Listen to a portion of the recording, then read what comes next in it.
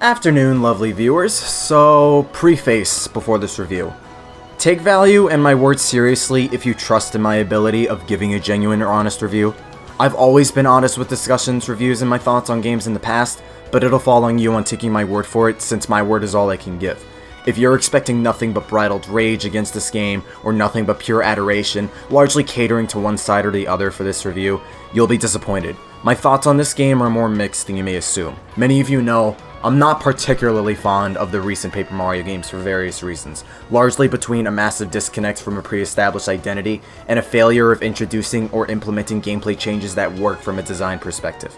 Out of literal nowhere, late spring of 2020, Nintendo revealed a new Paper Mario was coming in the form of Paper Mario the Origami King, and to say I wasn't the most optimistic about it was an understatement. Despite mixed feelings on the game and overall series at that point, I gave the game a fair shot, streamed the entire campaign, saw it to the end, and have varying judgments on it and various parts of it. A majority of comparisons made in this review will be made to Sticker Star and Color Splash, with only a few loose comparisons to Paper Mario's prior to that when appropriate.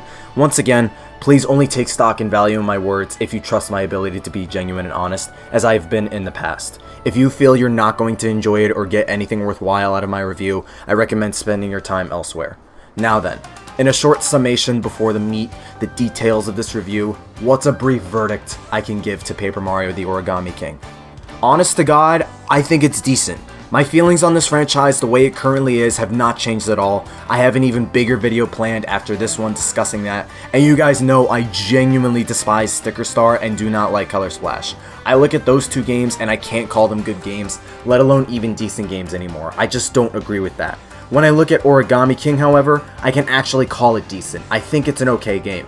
If that doesn't put in perspective how I'm not dead set on pissing on this game, how I'm willing to acknowledge a game for its qualities in spite of its faults, despite I've been known to do that since I started this channel, and how I'm not always going to lynch a new Paper Mario to hell and back, even when the majority disagree with its current direction and philosophies by its current head developers, then I don't know what will. Of the last three Paper Mario games, I definitely say Origami King deserves some extra thought or consideration in playing or checking out. Of course, I have genuine issues with this game, some that did affect the overall experience, but it not only offered some genuine highlights I actually really like, I feel like I got more out of this game than I did Color Splash, forget Sticker Star.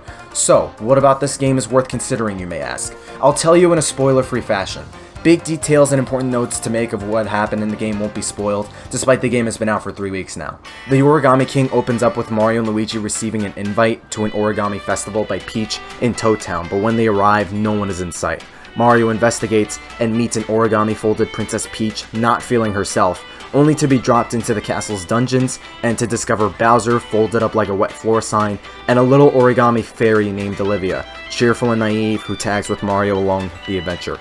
The three discover Olivia's brother Ollie was the one who folded not only Peach, but also Bowser's forces into doing his bidding for conquest of the Mushroom Kingdom.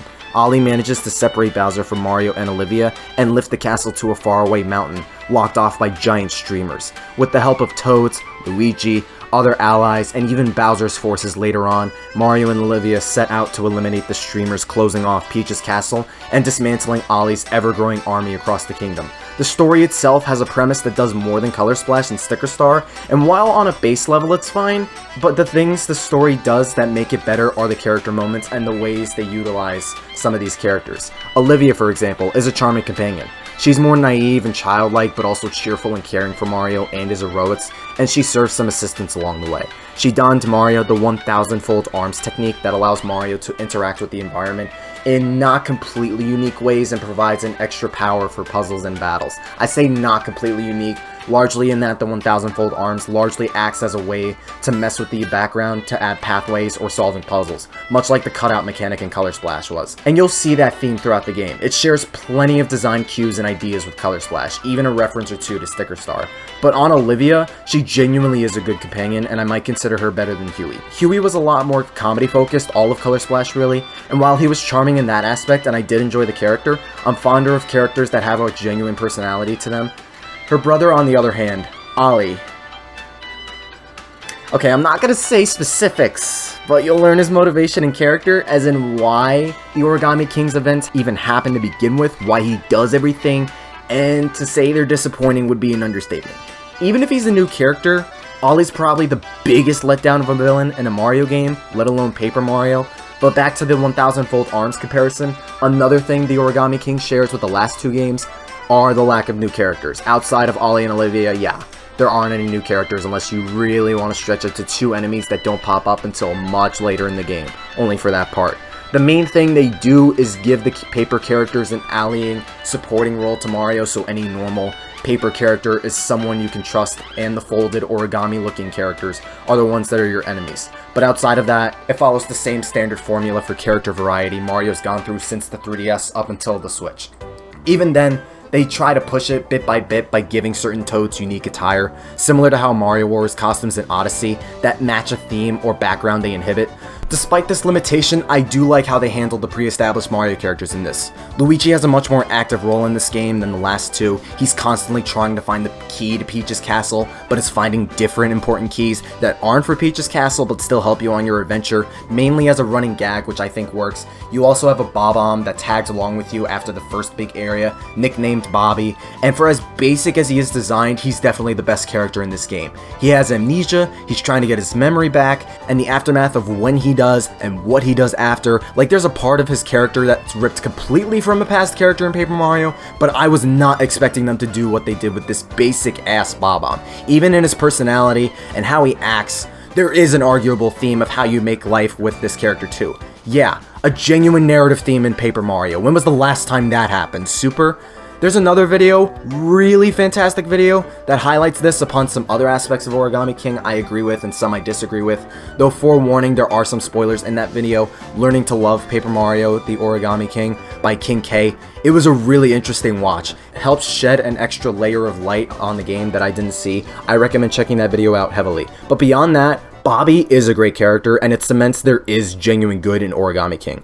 Extremely slight spoiler, but the trailers kind of foreshadow this anyways. Bowser and his forces don't start becoming any major influential help to you until like mad late into the game, like right before the final confrontation with Ollie. But when they do, they are a definite treat. Kamek and Bowser Jr. practically carry the green streamer area on their own, with their own little nanny and nephew dynamic, and it's fun. Bowser's also as fun and goofy as he usually is, or at least usually supposed to be, in Paper Mario. And some of the Toads are as witty or wisecracking as usual. There's a surprising amount of charm and care put into these characters and moments. Like, this is why I keep saying at least consider Origami King, because it has highlights that do kind of tip some strides you'd see in the first 3 games. And the writing, thankfully, doesn't undermine most of this. In the last 2 games, primarily Color Splash, it tried really hard to make a lot of funny jokes and meta humor throughout the entire game, making fun of itself being made of paper because it's called Paper Mario. It essentially tells the same joke with different setups, but it amounts to the same punchline over and over and over, and I'm not a fan of this. They got stale and old really quick. In Origami King though, thankfully enough, they do dial it back a notch or two to where they focus more on natural humor, natural personality in writing that gives these characters and moments much more life and organic substance. The paper meta humor is still there. It takes forms in other ways in TOK too, but they mellow it out to where it's noticeable and focus more on the actual characters they have. Even then, the writing overall is still witty and fantastic. The jokes and personality given to these as pre-established Mario characters do give the game a stronger identity than the last 2 entries. Despite its unnecessary limits and a lackluster villain, the writing in Origami King does largely stand firm, and the characters Origami King does have are charming and well written.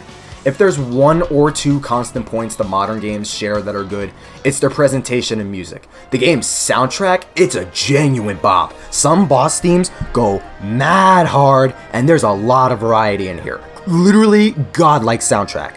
The Origami King's graphics as well are fantastic, and its presentation of the whole paper aesthetic is genuinely beautiful. How much detail is in the individual paper mache mountains and landscapes and even characters is astounding. The game graphically is a small step up from Color Splash, but more than makes up for it in presentation. Even if I'm not particularly big on the whole paper mache look and the white outlines characters have, I personally feel it separates the characters from the world, and it's more distracting and artificial than anything else. I can't pretend the game doesn't do the overall presentation of that style really effectively. Strongest Paper Mario game graphically in more ways than one.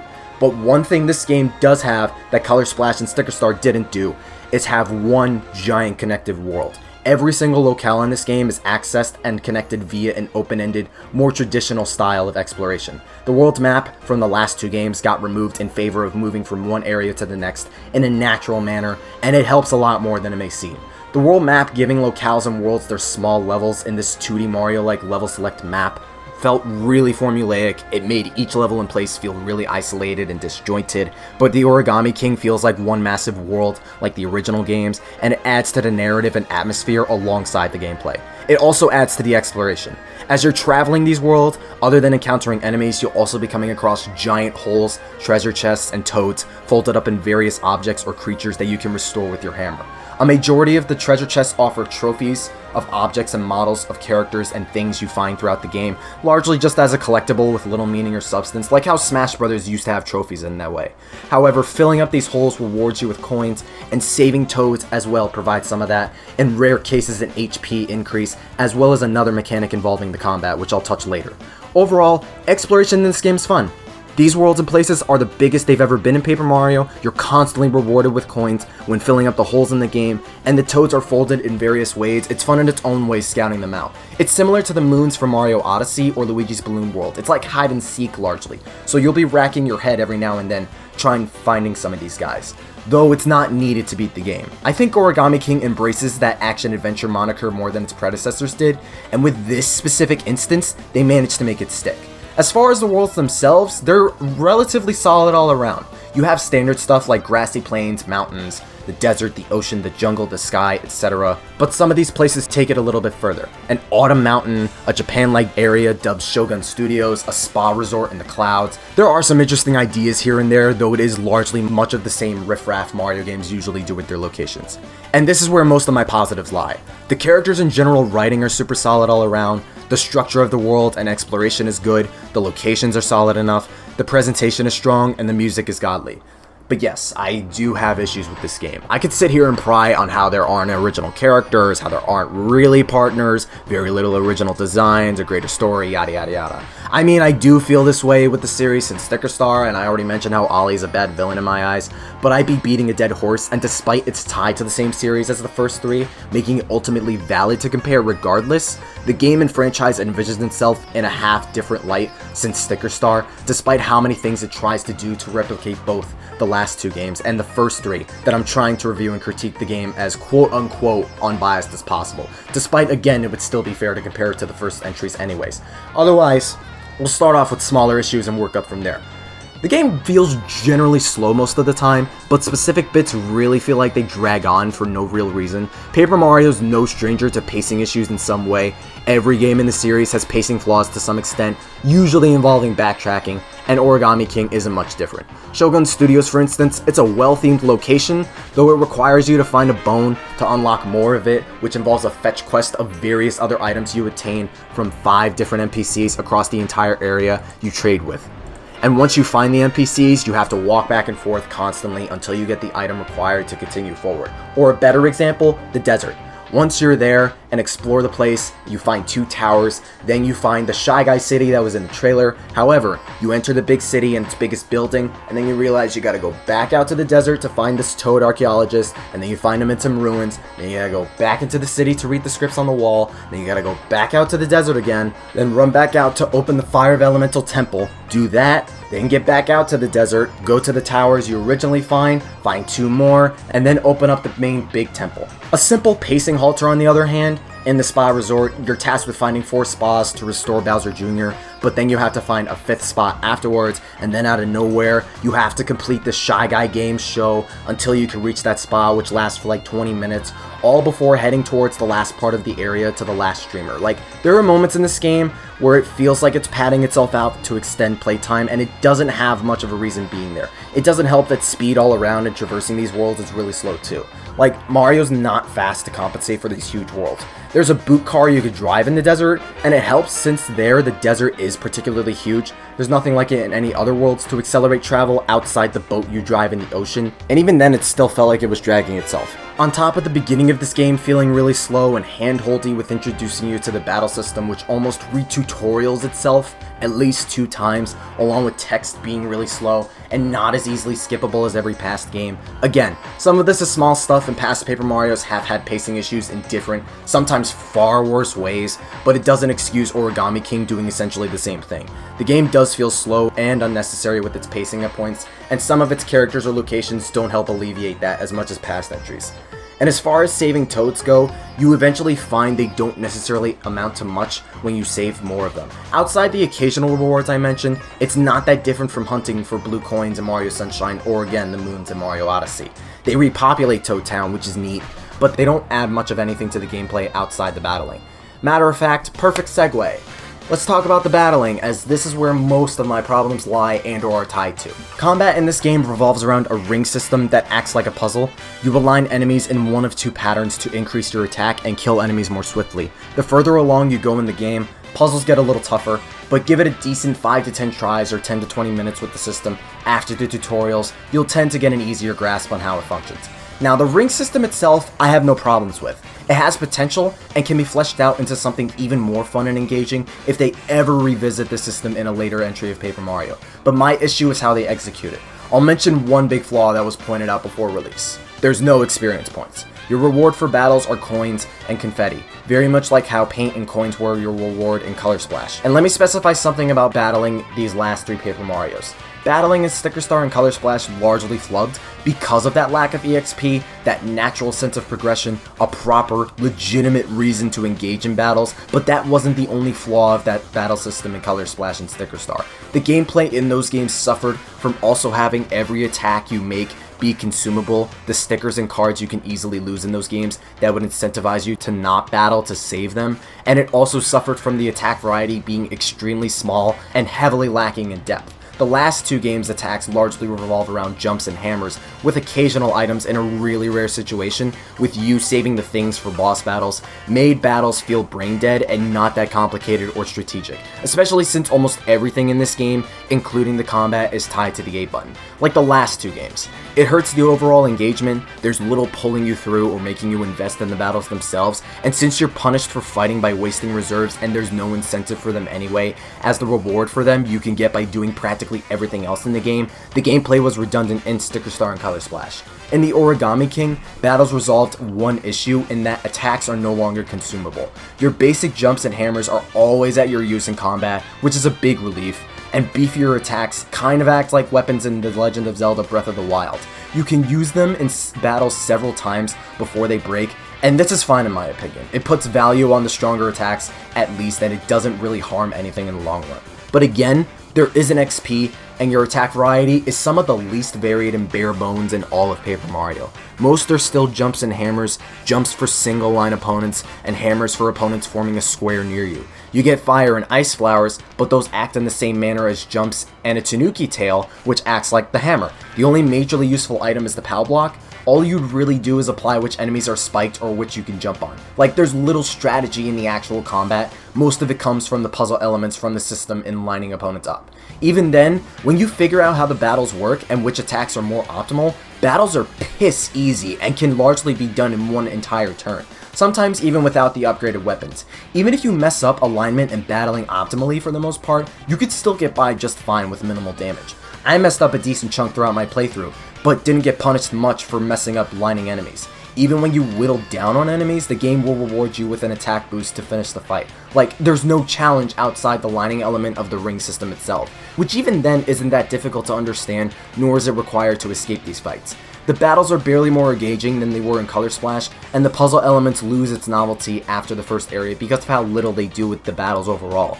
You get even more coins in doing successful action commands and finishing battles quickly, but as far as the incentive's concerned, the game vomits. I mean, it straight up pukes thousands upon tens of thousands of coins by hitting blocks, visible and hidden, some of which give 1,000 right then and there, filling up holes in the world, sometimes saving toads, basically exploring, which I personally found more enjoyable. And as far as the toads go, you gain an audience in combat that grows the more toads you save. You can donate any amount of coins to these toads mid-battle, and they auto-line up enemies, throw trash to deal damage on them, heal you, throw coins on the field, and such. Battles are already super easy that I rarely found much of a use using the cheer function. That's what it's called when you donate to the toads. Perfect lineup or not, battles are perfectly manageable, and I always had a good number of mushrooms to heal, so it in turn didn't serve a whole lot of reason to find the toads outside of the hide and speak perspective, which is fine, but it makes their influence and purpose trivial. The characters that tag along with you along the adventure can also be used in battle. This is technically the first Paper Mario to kind of provide a toad partner, much less one that's an archaeologist with a digging ability, and a Magic Koopa, so that's kind of cool, but they're all temporary at specific times, yet they are there in the battles. The main differences, however, are you have zero control over all of them in and outside battles. Other than Professor Toad, who just digs up glowing spots for coins, their attack success rate is random, so they can miss and not be of much help at all at times. They only have one attack, and not many of them really help battles by that much, especially when they're easy already. Kamek and Professor Toad hurt more enemies, and each quote-unquote partner deals more damage the further you go, but that's about it.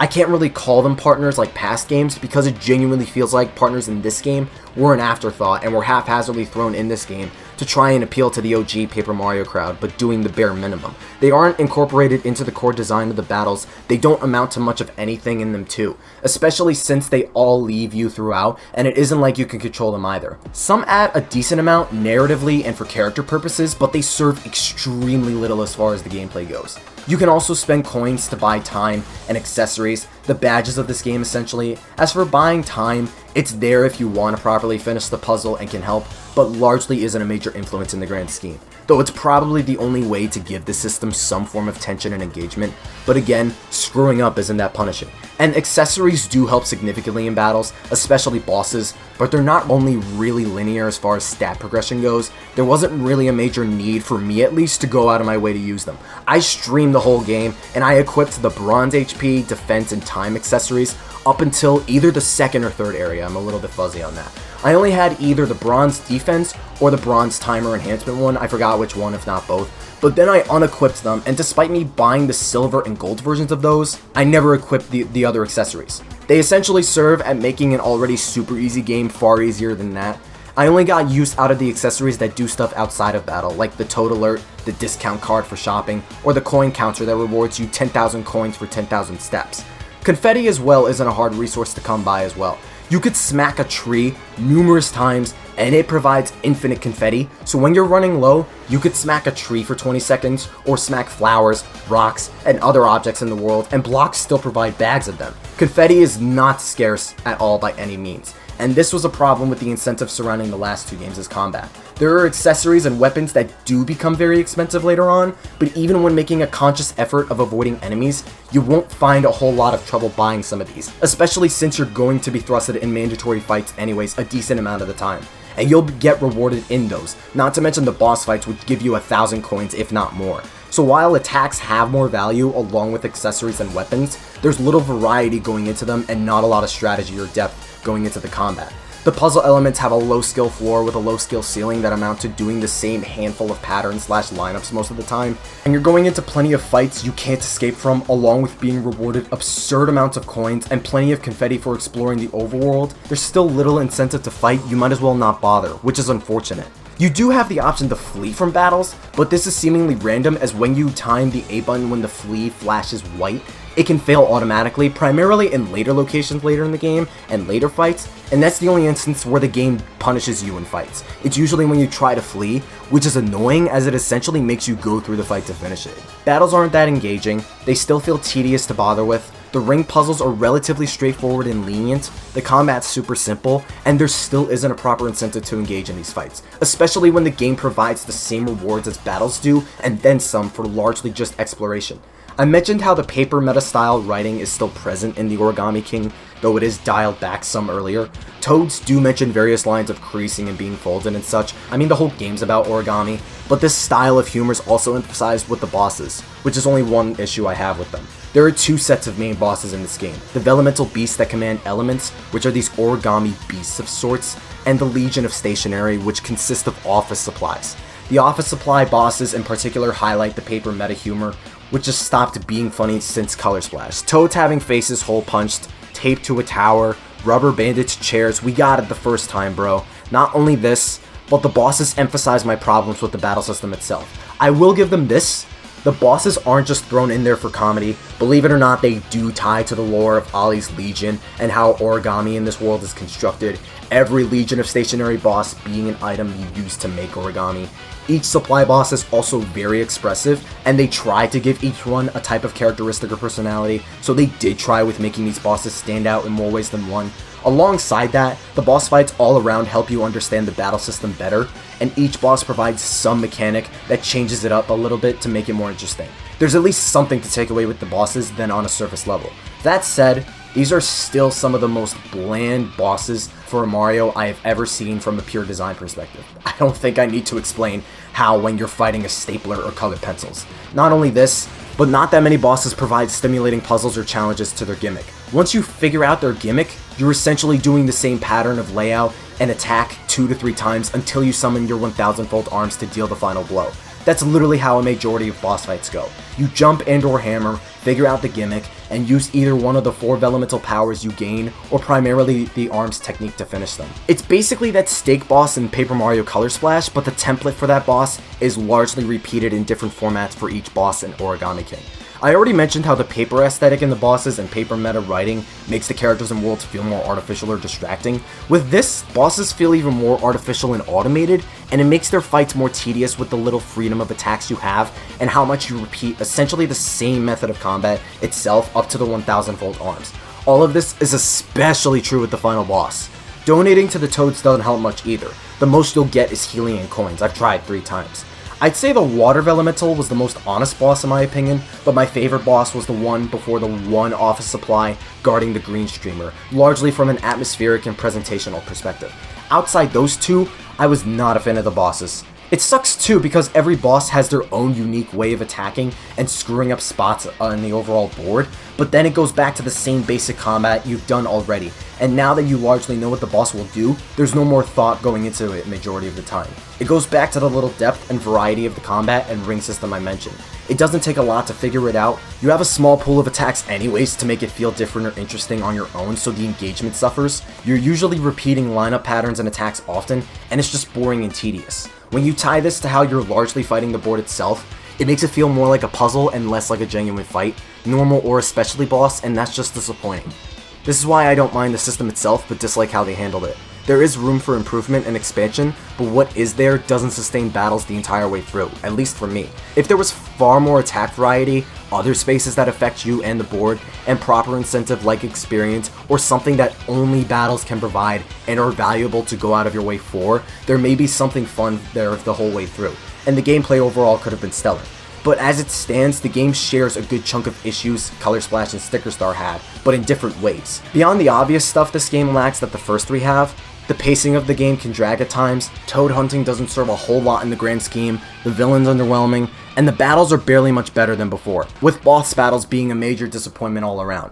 My favorite parts of this game largely involve the beginning and the last act of the final streamer up until the final boss essentially, and the middle portion has pockets of really good stuff, but some middle road to mediocre bits here and there. All in all, it makes sense why I'm mixed on this game at the end. The characters and writing are really good, the presentation, music, and graphics are astounding, the structure of the world is good, exploration is fun, locales are okay overall, and the game does fix a few problems Color Splash had, but the core story itself is lackluster, especially when you factor the villain himself. Some of the writing and messages are the same, hackneyed paper jokes that were already stale in the last game. The game has pacing problems and a little backtracking that can drag it down at certain points, and the battle system still ends up feeling tedious and redundant due to the lack of proper, good incentive to take part in, the lack of attack variety and overall depth between combat and puzzles, and just being tedious and not that engaging in the grand scheme as a result, which also undermines the purpose of toad hunting, on top of all the other things and details this game lacks past games did that I specified numerous times in past videos. If I were to grade Paper Mario the Origami King, I'd give it a 6.5 out of 10, or a letter grade of a C-. It has genuinely good ideas and strong points that do give the game a stronger image and more flavor than modern Paper Mario has ever seen. There's a genuinely good game under here, I don't hate it, but it's bogged down by numerous design flaws that shouldn't be there, largely with the combat that just hamper and hurt the overall gameplay and experience to where it's rough going back at times, along with underutilization of various mechanics, ideas, and the main villain. It's okay in my eyes. There's definitely something in Origami King for most people to enjoy and get out of, if not a couple things, but that largely chalks up to how you may feel at the moment or how you may feel on Paper Mario as a whole. It's another quote-unquote baby step to a better Paper Mario. Goddamn baby steps. One most people keep asking that we haven't gotten yet, but it still follows the same idealism and Bloodline sticker star set, even when it fixes some of its issues as of late. If you're open to modern Paper Mario, one that can give some good character moments and writing beyond the paper meta humor, I'd say it wouldn't hurt. But if the current direction is still something you'd rather not support, or if the battle system is still a big turnoff, or even the core story, lack of original characters and whatnot, then yeah, I don't blame you for wanting to skip out. All I could say is the Origami King does deserve consideration in trying out much more than Color Splash and Sticker Star did.